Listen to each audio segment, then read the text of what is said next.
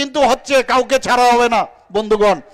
এখানে সাংবাদিক বন্ধুরা আছেন, আমরা জানি চতুর্থ স্তম্ভ সাংবাদিক আমাদের জন্য, এবং এই সরকার আসার পর আমরা কিন্তু সাংবাদিক বান্ধব।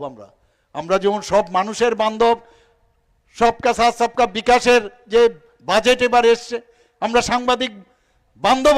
আমি এখান থেকে আমি বলতে চাই, অনেকে নিজেদের চেয়ারের জোরে অনেকে সাংবাদিকদেরকে উল্টাপাল্টা কথাবার্তা বলেন এবং অভদ্র ভাষা এবং মিথ্যা যে কথার আশ্রয় নিয়েছে, আমি তার তীব্র প্রতিবাদ করি।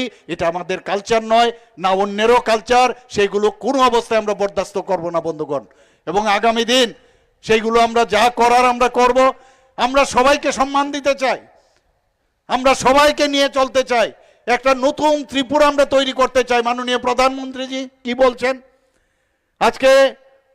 আগে কি হতো, আমাদের ভারতবর্ষের আমাদেরও জনজাতি গোষ্ঠীর বহু লোক যারা এই দেশকে রক্ষা করার জন্য বর্ডারে আছেন বা অন্যান্য আজকে সিকিউরিটি ফোর্সে আছেন, আজকে তারা কিন্তু শহীদ হয়েছেন। মাননীয় প্রধানমন্ত্রীজি কি বলছেন? किसी को छोड़ना नहीं है, छोड़ूंगा नहीं। তো কি করেছেন?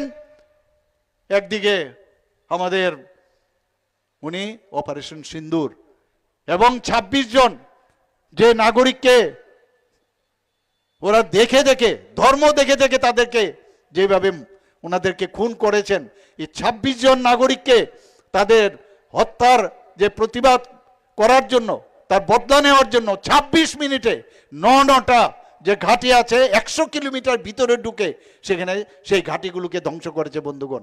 এয়ার স্ট্রাইক করেছেন, সার্জিক্যাল স্ট্রাইক করেছেন। আপনারা